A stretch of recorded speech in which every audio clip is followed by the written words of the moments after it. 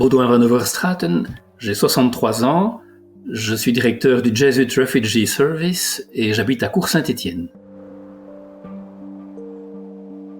J'ai la grande chance de vivre le confinement dans des conditions confortables, avec la femme que j'aime, avec un accès direct à la nature.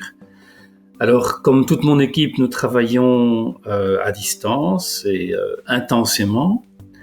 Et je le ressens un peu comme un devoir moral, étant dans les meilleures conditions, de donner le meilleur de moi-même.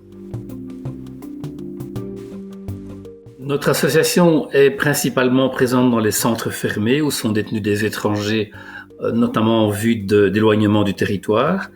Et sans surprise, ce sont les derniers qui sont pris en compte dans la crise sanitaire actuelle.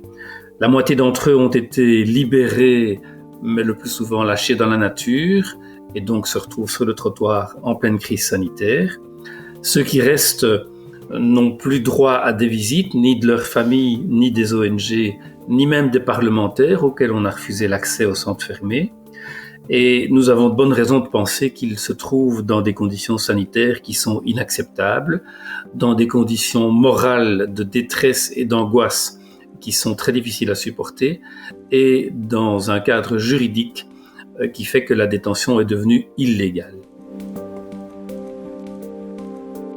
Ce dont j'aurais surtout besoin aujourd'hui, c'est de pouvoir faire la fête, de pouvoir retrouver mon équipe, de pouvoir retrouver les gens que j'aime, de pouvoir célébrer aussi. La semaine pascale à distance, c'est pas évident, c'est un petit peu lourd.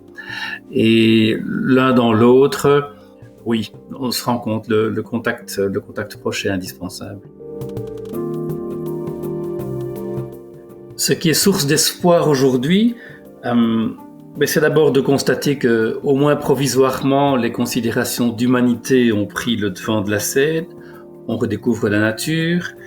Il y a aussi ces trésors de créativité, ces trésors de solidarité qui donnent chaud au cœur et qui donnent à penser que voilà, tout n'est pas perdu. Et alors aussi, on entend des voix qui osent mettre en question le système, le fonctionnement d'une société, d'une économie mondialisée. Et donc là, il reste à croiser les doigts et à être extraordinairement efficace pour faire que cet espoir ne soit pas déçu et que les choses changent réellement.